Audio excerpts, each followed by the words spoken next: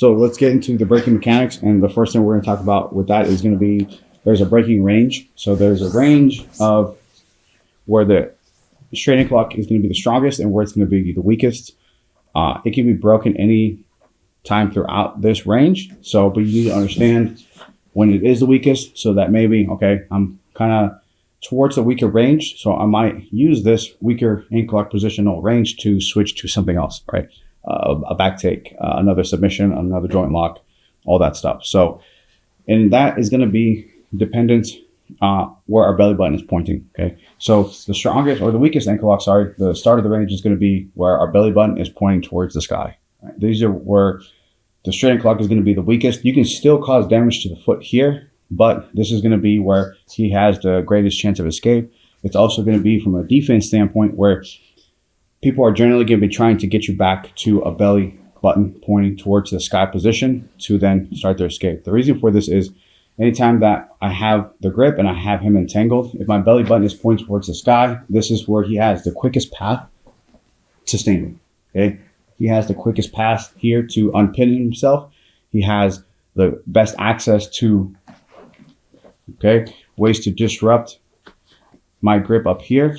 And that's going to come from belly button pointing towards up. Again, there's ways we can make this work, but you're better off when you're leaning towards a weaker range to switch off to one of the other options. Because while we can thread ankle locks here, I usually can't cause like devastating damage that's going to need surgery of the foot. So I would maybe use this. If I can't get out of the weak range, I would threaten as much as I can and switch to something else, okay? Whether it's another joint lock down here, another submission up top, a back take, a sweep, a guard pass, a way to get past the legs, a way to return to standing. So now the bottom of the range or the strongest is going to be the closer I can get my belly button to point down towards directly to the mat. So I start here, and as I start to rotate, the closer that this gets to pointing directly towards the mat, the stronger this is going to be.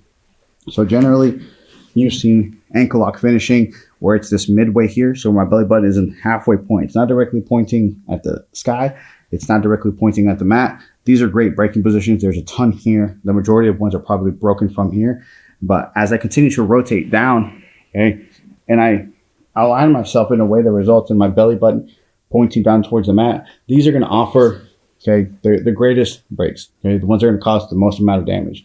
These are also going to be the hardest to escape because anytime I'm belly down, my whole body is on top of my partner's leg. So this offers not only the greatest breaking ability, but the best pinning ability. So these are going to be the hardest to escape. My partner is going to have the longest path here to create a base to stand up. He is generally not going to be able to use his grips to disrupt anything over here on mine, okay? And I can have his knee directly immobilized on the mat with my body. I can have his hip directly immobilized. And as long as your belly button is pointing down, okay, there's a whole mess of different grip arrangements we can take.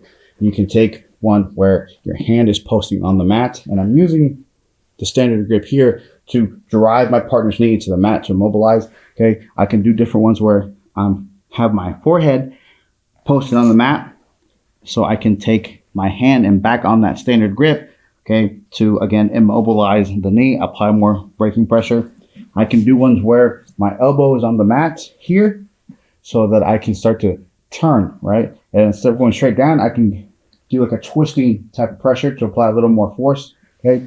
You can do ones where your shoulders are both on the mat here. I can do far shoulder, okay, here. I can do near shoulder and head post here.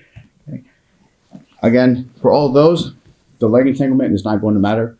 Pick whatever is comfortable for you as long as you do have some sort of leg entanglement. So the strongest ones are going to be belly down, okay? And as you start to move in space, when you start hunting for these ankle locks, start to recognize in which direction your belly button is pointing, okay? So, and it doesn't matter where we roll. For this one here, we're not going to talk about the legalities of ankle locks in a specific tournament. We're just going to talk about the overall breaking concept. So don't pay attention to, is this legal, is this not? It's not something we're going to discuss because there's so many different rule sets out there. We're just going to talk about breaking the foot however we can. So with that being said, when I'm belly down, depending on how my partner's choosing to react, this is going to tell you the more you should fully commit to the actual break versus maybe switching to one of the other options. So, because he can rotate, right? And if you're not doing a good job pinning and he starts to rotate you, okay, their breaking range goes in a circle, okay? So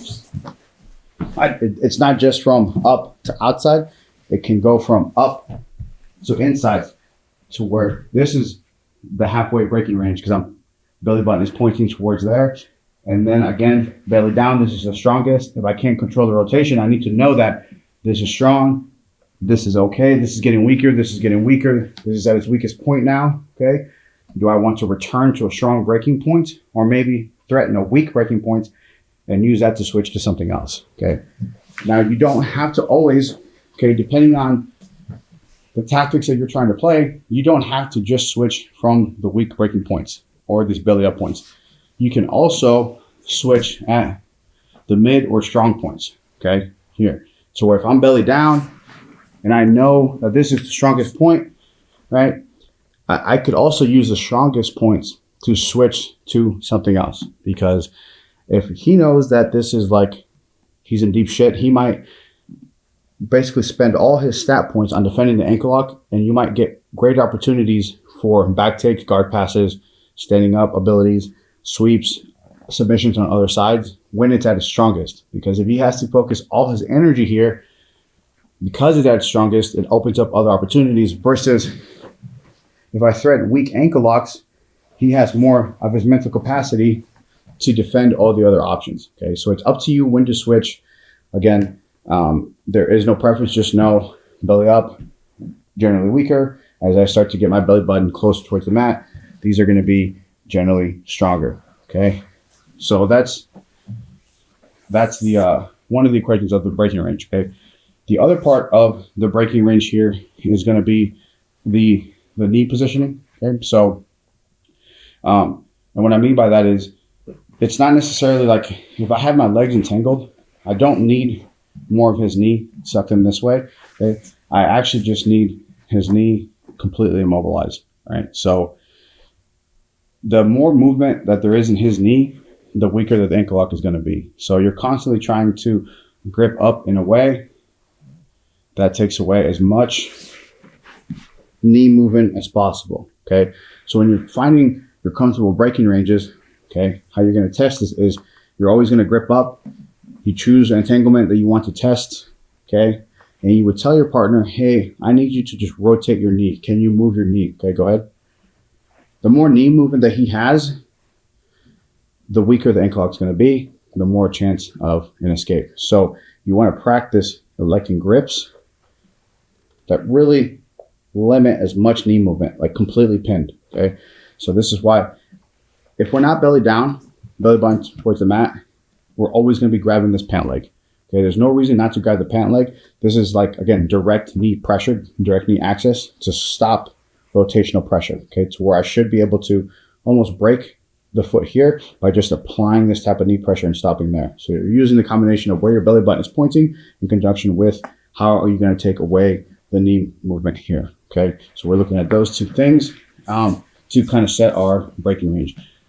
Where is our belly button pointing? How much knee movement is there? Okay, the less knee movement and the closer your belly button is towards the mat, these are going to create the strongest possible ankle locks, all right?